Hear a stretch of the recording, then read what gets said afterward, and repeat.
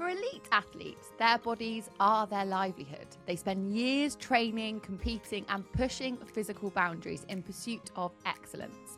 But what happens when that body begins an entirely different journey of growing a baby? Today, I'm joined by England Rugby player Lark Atkin-Davies, who is currently expecting her first baby. Throughout her rugby career, Lark has demonstrated incredible resilience, strength, and determination on the pitch. And now she's navigating one of life's greatest transitions into motherhood. I get it all the time. I'll have one person be like, oh, you don't look 37 weeks pregnant, and the next person be like, wow, you're massive. Having had the privilege of supporting Lark through her pregnancy journey, I've witnessed firsthand her commitment to both her health and her growing baby, while embracing the uncertainty and excitement that comes with this new pending chapter. In this episode, we'll explore what it's really like to experience pregnancy as a professional athlete. We'll talk about identity, body confidence, letting go of control, preparing for birth, and the lessons sport has taught Lark about resilience and trust. Being able to sort of ask questions of people or ask for help, I think, is super important in terms of navigating that.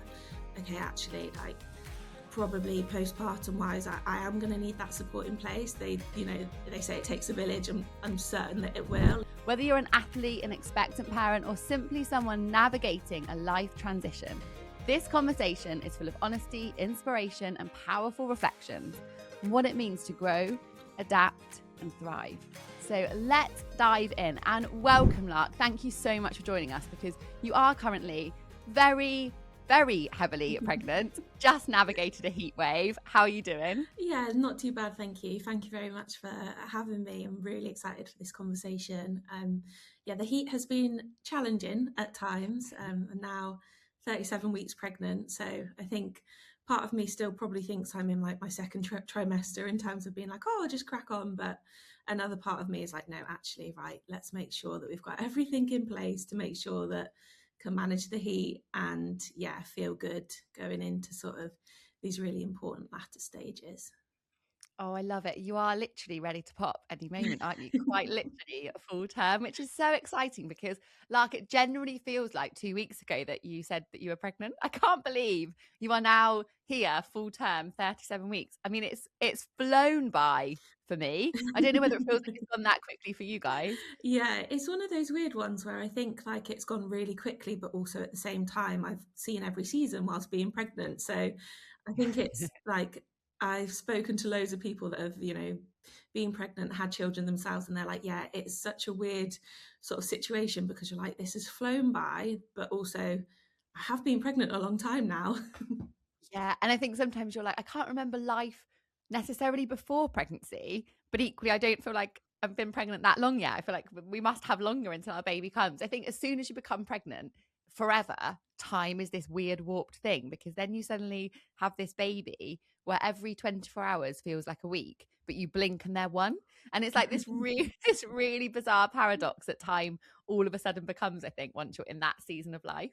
Yeah, absolutely. I feel like everyone also says that when baby's here, it's going to go so quickly. So I think at the moment everyone's like, just make the most of those newborn cuddles, and I'm like, yes, I'm so excited for that. So but yeah, I'm very prepared for the fact that it's going to fly by. It's going to go so quickly. It's such a precious time, isn't it? And Lark, you've spent most of your life really, trusting your body to perform at an elite level through rugby, through your sport. I just wonder, for you, kind of reflecting back on this 37 weeks, how it's kind of felt experiencing your body change, but for a completely different purpose. Your body has always been your focus from a performance standpoint, and now the focus is shift so much for you to be, on that performance journey of pregnancy rather than rugby. Although, of course, rugby's still very much been there, hasn't it, during your pregnancy? Absolutely. I think the big word for me that you said about is purpose. And I think for a long time with rugby, that I've seen my body of having this amazing purpose. And there's been a lot of things that I've sort of had to change in terms of from a body composition perspective with rugby. And I think, initially, so I went from being a sort of 70 kg. I don't like to talk about weight loads, but the difference is quite big from 70 kg to 90 kg. in a few years, and that was my body composition changing, so putting on a lot of muscle. And the big thing as a woman in society of like, I changed dress sizes in that time, I got bigger, people would comment on the fact that I got bigger. But the way that I reframed that was that my body had this amazing purpose, and that was to go out on a pitch and to be able to perform. And I think through pregnancy is definitely sort of aligned in my views of my body, is that it's got this amazing purpose. And at the moment, that purpose is growing my baby and our baby. And I think, it has been such a special time seeing my body change. And I think it's been hard at times, like different things that I'm not potentially able to do anymore, or when you put the trousers on, like that button no longer does that. Not today, thanks. But I think I always come back to the fact that I think it's just given me this new appreciation. Like, don't get me wrong, I really appreciated mothers and women before, but I think going through pregnancy yourself, you just have this newfound appreciation for just how amazing the women's body is. Yeah, I love that. Like, and actually, it sounds like probably that transition for you when you were growing in your rugby career and having to change. There's not many women that set out to be like, right, let's gain 20 kilos, let's go up, say, like 4 dress sizes. Like, that is quite a unique perspective for a woman in a society where, we're of a very similar generation, Lark, in that we grew up with this idea that women should shrink and be smaller. And that was kind of like the culture of our parents that we grew up in as teenagers.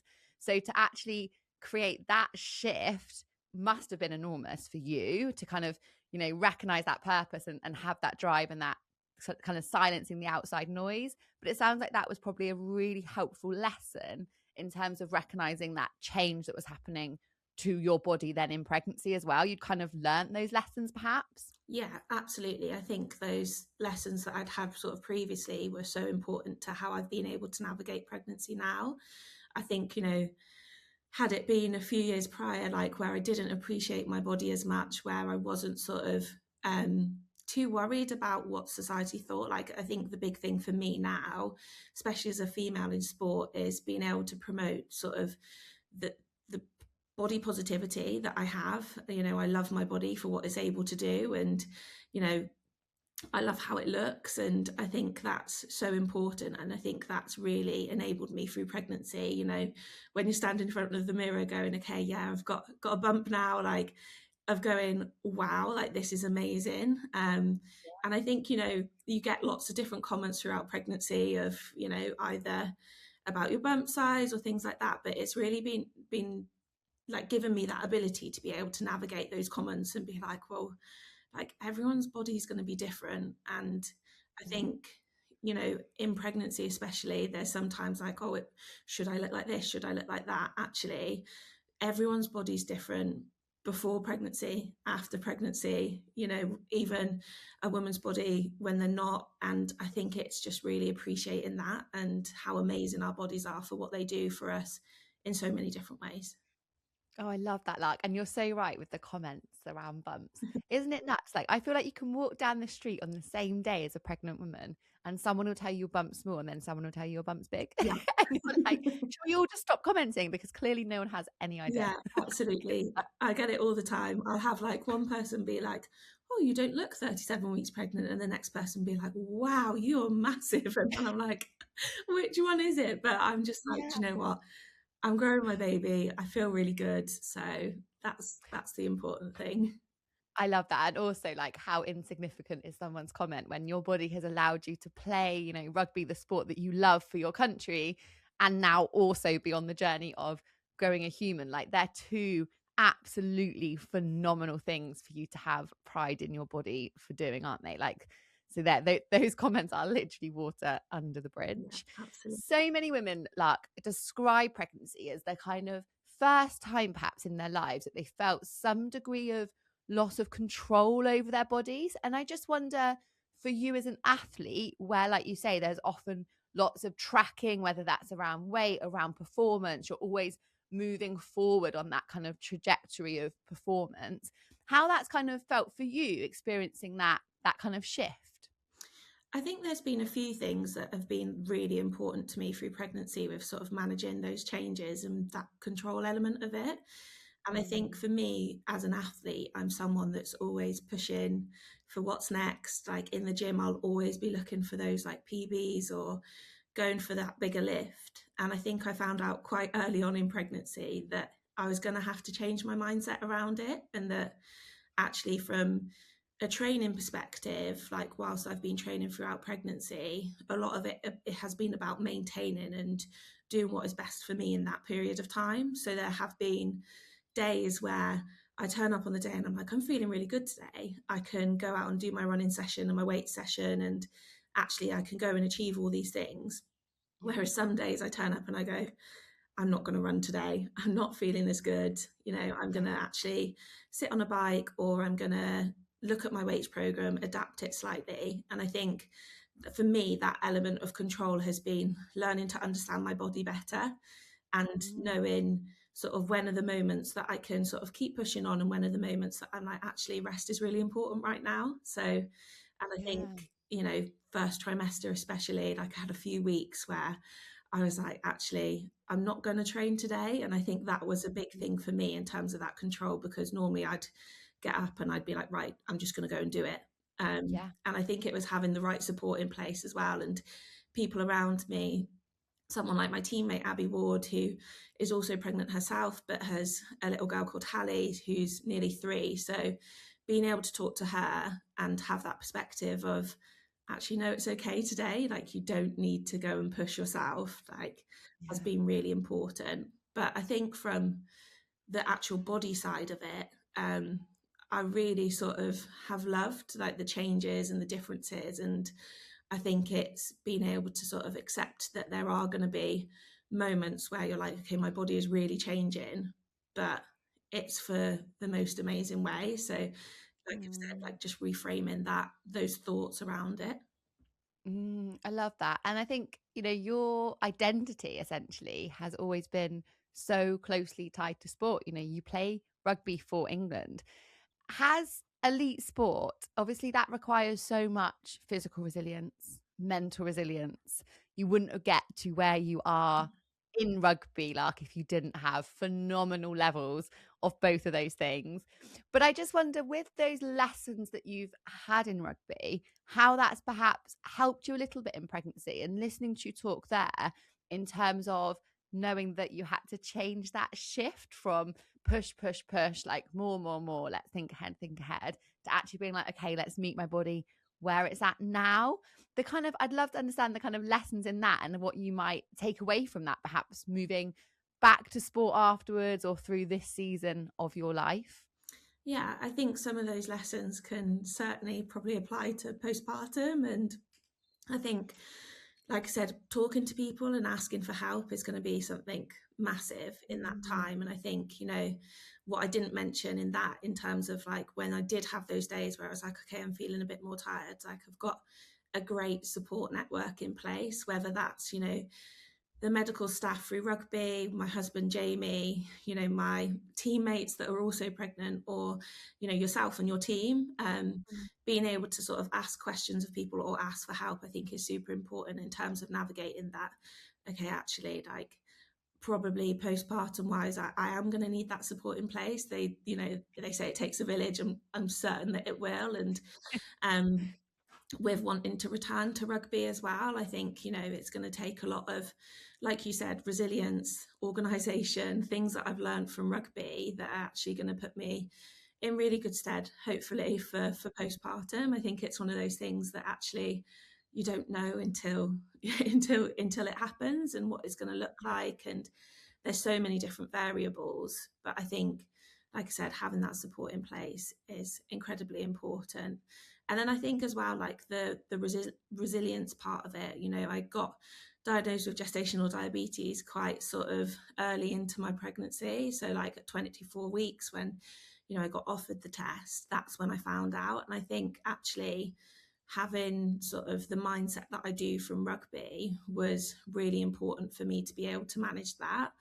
Like, it's been difficult at times, but I think being able to sort of compartmentalize things, and also one of my favorite like quotes is, it's not what happens to you, it's how you choose to react and the perspective you have on it. And my sort of thinking around it has very much been, okay, like this is part of my pregnancy, it's part of the journey now, but I could dwell on it. I could sort of feel really sorry for myself, or I can move on. I can, educate myself, get the right support, and, try and see it as actually something that's challenged me. And, it does come with its risks. And I think that can be scary at times, but also, I felt like I've been able to manage it in a way that actually has put me in a really good position to, hopefully go on and have a really positive birth and, bring our daughter into the world. So, yeah.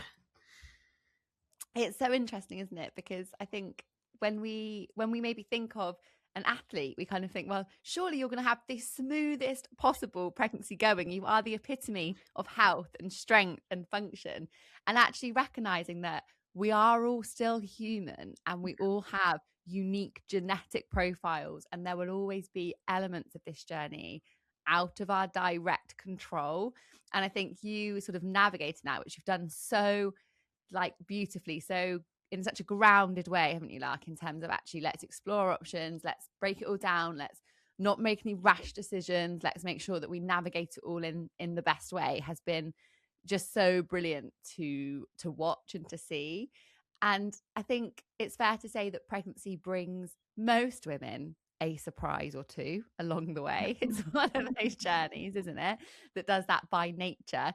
I just wonder, like, from your perspective, because like you say, you've been surrounded by pregnant women in your life, whether that is, through sport, through friends and family, going through it yourself, what's kind of surprised you the most? What do you feel like you're like, why didn't anyone tell me about this part? I definitely think there's a few symptoms that have crept up on me that I've been like, I was not expecting this. Like, I've been sort of a professional rugby player for many, many years now, have never struggled with cramp, but the cramp in the night is like nothing else. I remember the first time I had it, like messaging like my sisters, and then also like going into training and saying to Abby, I was like, oh my gosh, the cramp, like I've never experienced anything like it. Um, but aside from that, I think like one of the things that actually has really struck me, and probably one of the things I found like the hardest, is actually managing the noise around pregnancy. I think quite often like it's I was thinking about this morning actually, like people that I meet on my dog walk would probably ask, how I'm intending to have our baby, and like things that you just go, okay, actually, like what do I, and I think obviously being in the public eye and wanting to make sure that, I am talking about my journey and I am sharing things with people, but also kind of protecting the peace as well. I know how important it is, sort of this journey going on. And I think there's been quite a lot of noise around it that I've actually been like, okay, people are asking questions because they care, and, in the best way possible, but also, you know, speaking to people that have had children themselves, it's like, actually, who do you talk to about these things? And whose opinion as well do you go, okay, like that's really important to me, but actually I think lots of people have advice to offer, and it's knowing where to look for the right support, knowledge, advice. And I think that's where you and your team have been so important for me. I think, like I've mentioned about GDM, the gestational diabetes, like that side of it as well, I feel like having professionals in place that I've been fortunate enough to have access to has been so important, because there is so much information out there. And I think it's knowing to sort of what information you take on board, the right information, that's backed by science and research. And I think that's something that's really important for me as quite sort of a diligent, organized individual, of knowing that I'm getting the right information in to be able to support myself in pregnancy, but also support myself postpartum as well. Yeah, you're so right. Like the noise in the field of pregnancy and birth is enormous. And I feel like no matter what route you go down, you'll have someone that argues that was the wrong thing to do, or, has really strong feelings, because it's such an emotive topic, isn't it? Pregnancy and birth. So people's thoughts, feelings, reactions typically are quite heightened, and everyone is really happy to pipe up about them, whether you're ready to hear their thoughts and opinions or not, quite frankly. And I think what's so tricky in today's world with that noise is the fact that we've kind of forgotten that we are all such individuals. And clearly your journey highlights that enormously, because it is much more niche than the kind of general population going through pregnancy. Your wants, your needs, your planning of return to rugby during pregnancy is really individualized and really unique.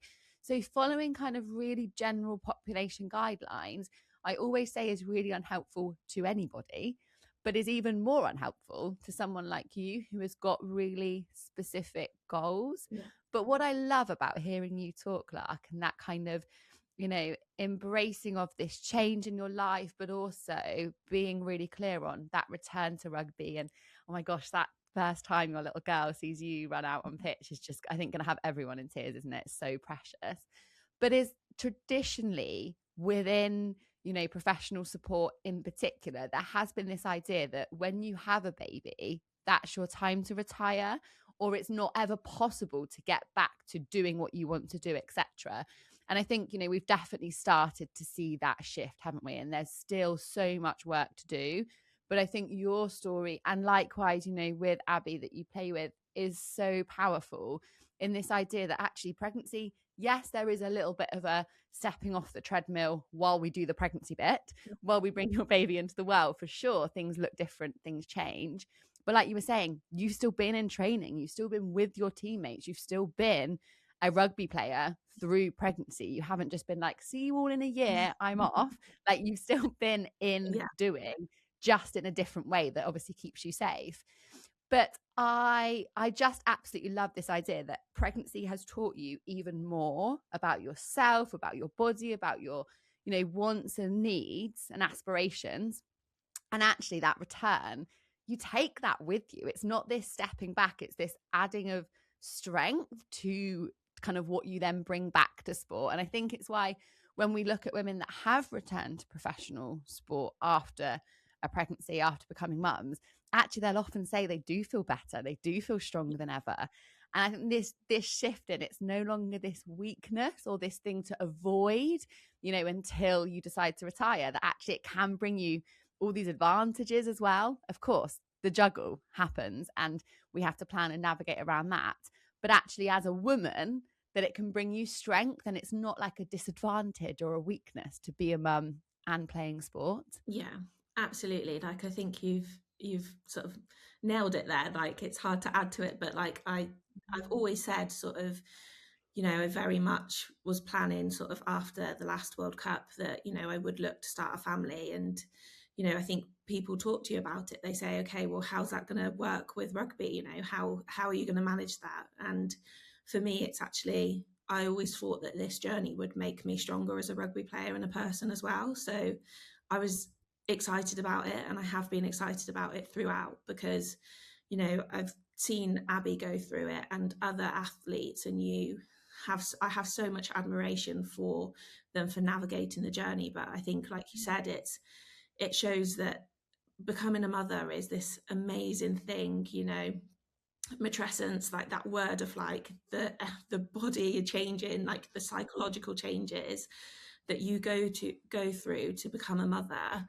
Like, I just think it makes you stronger in so many different ways. And yes, it will be navigating the sort of organization, and I know it's going to be hard, but I'm very much excited for the fact of, like you said, walking out on a pitch with my daughter watching will be absolutely amazing. And I think it's being able to show other women too that, from a training perspective, like, I've been quite open in sharing sort of what I've been doing training wise throughout my pregnancy, because for me, like, I know that I'm well supported in terms of the medical side of it. So I'm making sure that I'm putting the right things out there, but also being able to show that this is what you can do if you want to do it. And it's, Yeah. it's not only preparing me for post birth, after, and returning to rugby, but it's also preparing me for birth as well. So I think it's incredibly important. And then, yeah, the thought of obviously returning to rugby post baby, but having, the right people in place to be able to support, and having the hard conversations sort of now to be able to go, okay, this is how it might look, and the teamwork aspect of it, between you and your partner potentially. So, like, for me and Jamie, you know, we've had lots of discussions around how we're going to navigate childcare and things like that, because actually in sport, returning to sport, you know, it's going to look slightly different to some people's sort of return to work, or, you know, their maternity leave. And I think for me, it's like Jamie is massive in terms of that support. You know, he's gone self-employed with his work to be able to go, okay, actually I can come to Bristol with you with baby, and we can both be there, and you can do, you know, your rehab or your gym. And so it's working through those things to be able to go, right, okay, this is going to put me, Jamie, baby, and then also returning to rugby in a really good place. Yeah. Oh my goodness. The strength that you're going to have as a family unit navigating all of it together, Lark. Honestly, I'm so excited to see it all, to hear it all. And talking about that return, I think the great thing, like we've talked about, is we are seeing female athletes return to sport post motherhood, which is amazing, isn't it? It's what we want. It's absolutely fantastic. But with that comes pressure, and comes, I suppose, a new type of comparison for, you know, the likes of you who are navigating that journey, because there isn't hundreds and thousands of women that have done it. I think that's the reality, isn't it? We're Yeah. starting to see it. Uh-huh. We are the tip of the iceberg, which is amazing, so inspiring. We want to keep that momentum going. But it means there is a handful in reality of athletes that are returning to the level of performance that we're talking about with you, you know, getting back on the pitch, playing rugby for your country.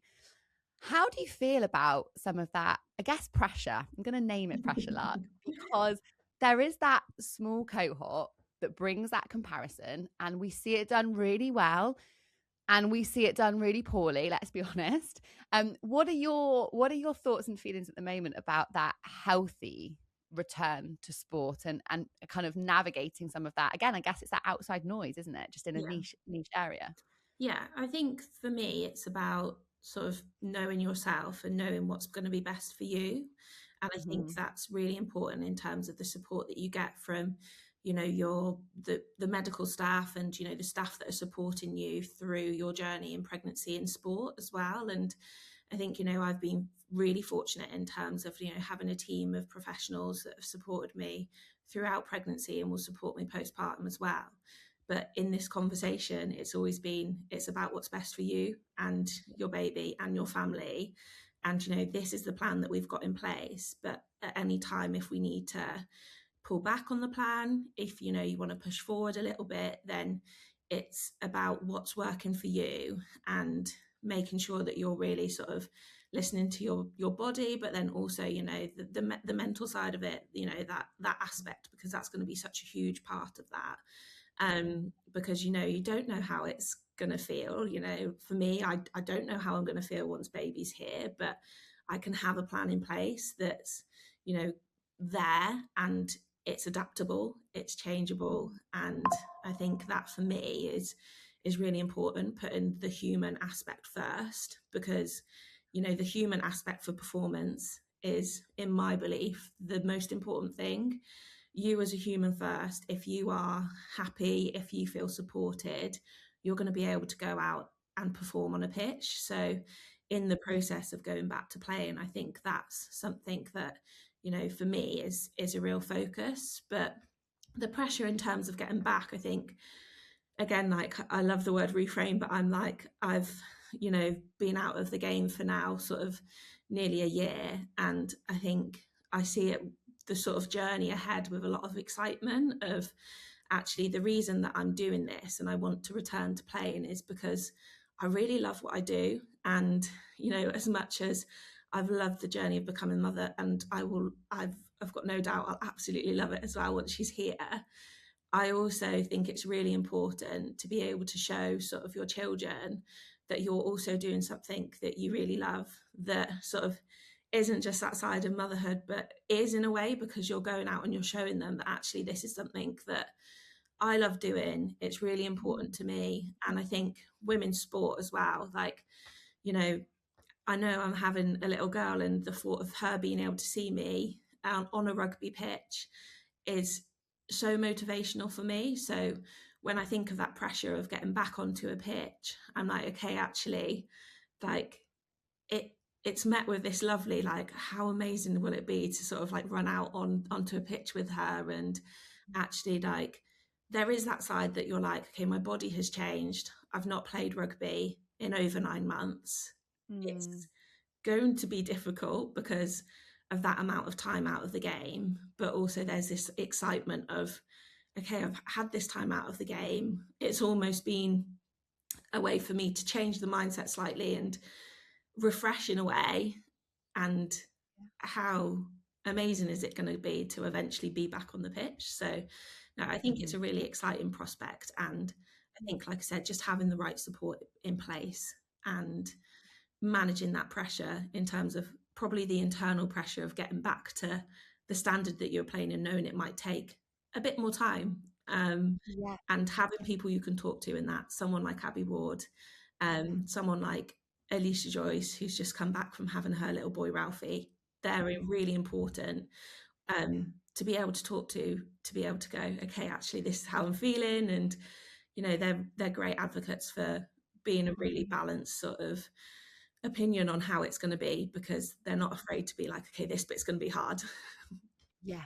Yeah, I love that. And having that solidarity that most women will have when they return to work, won't they? Like Yeah, you speak to your friends, or, oh, I'm returning to work, I'm navigating this, that, and the other. Whereas it's really important that you have that as well within the area that you are returning to, sport being your work at the end of the day.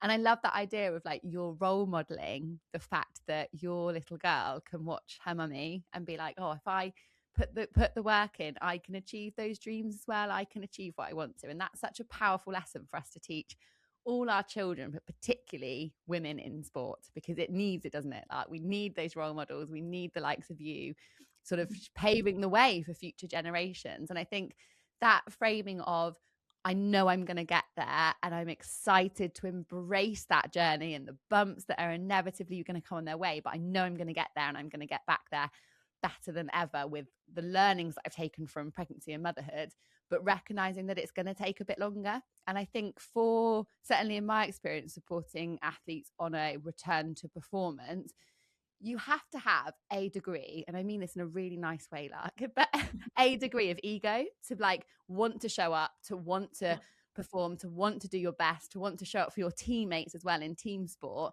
And sometimes that can be really tricky because we have to balance that desire, that ego, that head being really ready for more, versus respecting your body's journey. And I think so often I find myself saying all the time, your head's going to be ready before your vagina.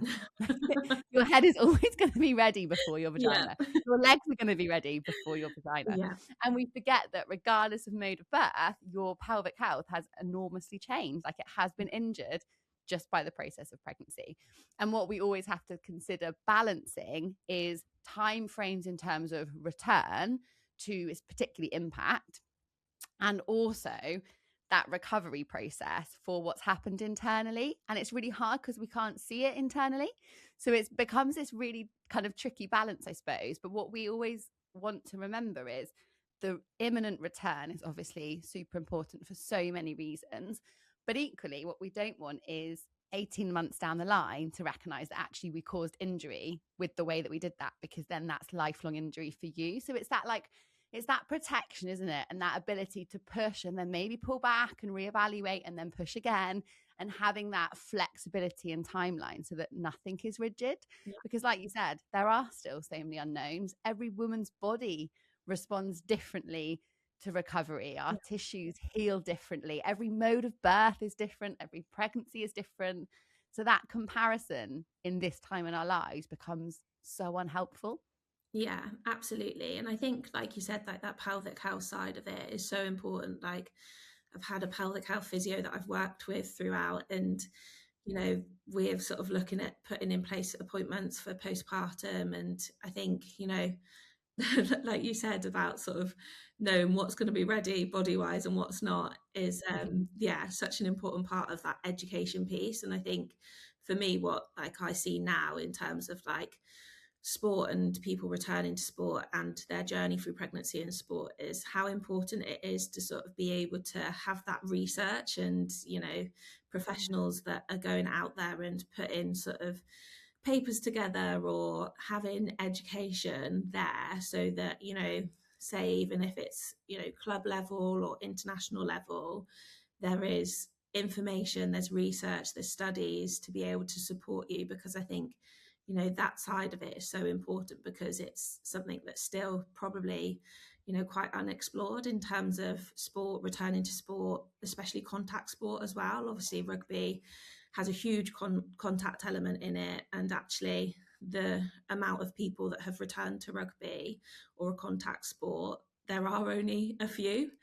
And Yeah. so for me, like, if the research, like I said, I'm not being a typical sort of, quite often they find athletes, with pregnancy go through quite smoothly the gestational diabetes. Like, I'm now like, okay, yeah, like, how can I help? How can I, have information that I've found out and that, I found really helpful, that's there if another athlete or another person does go through it. So that side I think is really important. And then, yeah, like you said, listening to your body, knowing that there's going to be sort of aspects where it's like, actually, we need to push on this or we need to pull back on this. And Yeah. like I've said throughout, I think having, if you can, the right support in place and reaching out for that education is so important in this. It's definitely your teacher brain coming through that. Yeah, That's the teacher always. before rugby. And you can definitely see that teacher brain of like that education, that knowledge, making sure it's reliable, Yeah. the Uh-huh. structure. I Yeah. absolutely love it. I love it. It's still there. It's still within Yeah. you. Lark, we've had the privilege of supporting you through your pregnancy in YPJ, in my Your Pregnancy Journey program. I'd love to hear from you what some of your biggest, I guess, learnings have been about maybe your body, your birth preparation, or even just, your self-care, your self-development at this time.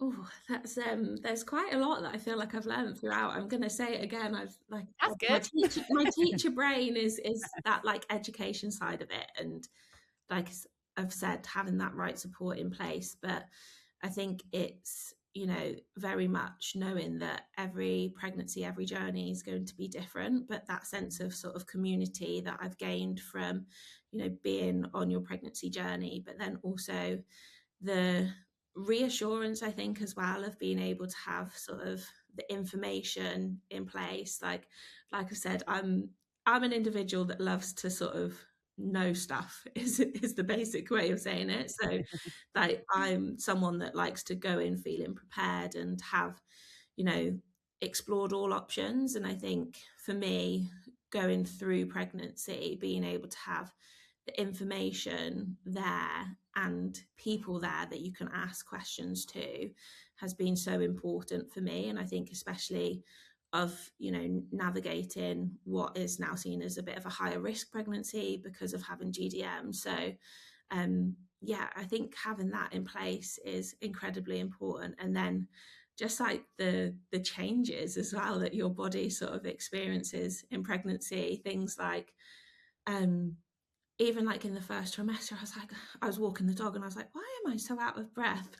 Like, why is it that? And then sort of did one of the courses that was explaining all the body changes. And like, obviously, I'm not as well equipped as you to explain it, but in terms of like the volume increase, the way that your kidneys are working slightly differently, then impacting that breathlessness, I was like, okay, it's okay. Like, it's not something to be too worried about, that I'm walking up the hill with the dog and going, why am I so out of breath? It should be But easy. yeah, like little changes like that, I think, of them being able to go, okay, actually these changes are all part of it and part of the journey.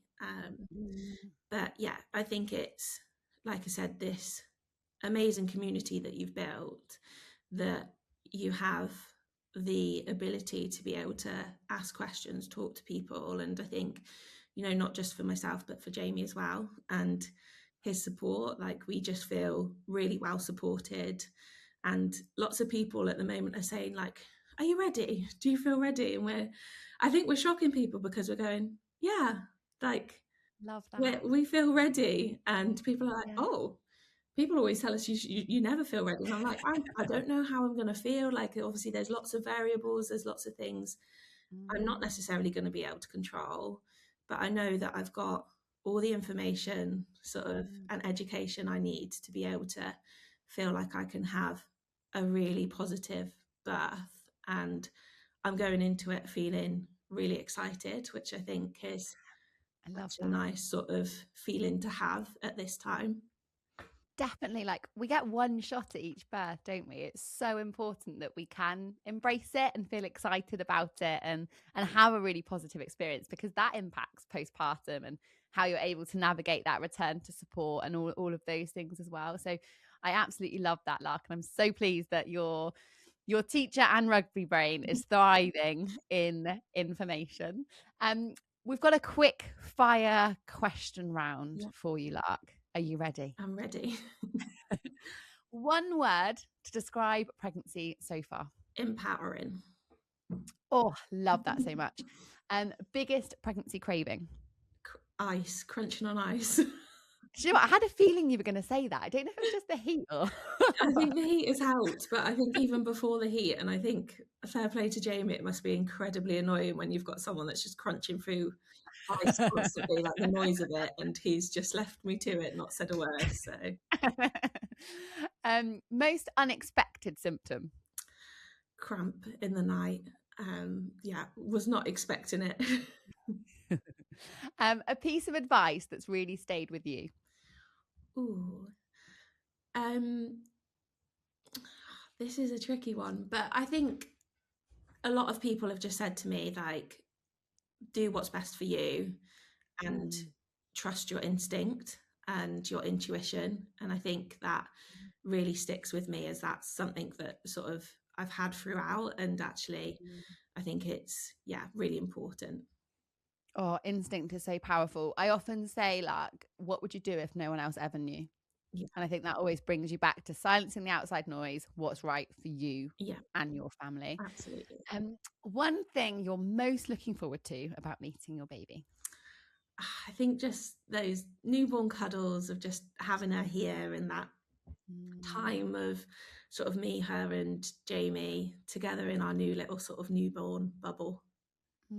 Oh, I love that. It's so, so precious.